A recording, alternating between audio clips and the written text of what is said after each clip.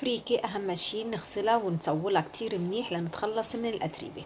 نضيف عليها نص كمية الملح والتوابل، الفلفل الأسود، زيت الزيتون، بحركها وبغطيها وبتركها لحتى ترتاح حوالي ساعة. حطيت زيت زيتون مع بصل عندي اياه أنا مدبل بالفريزر. بعد ما دبلت البصلة ضيف الفريكة، حضيف مكعب ماجي، باقي الملح والتوابل.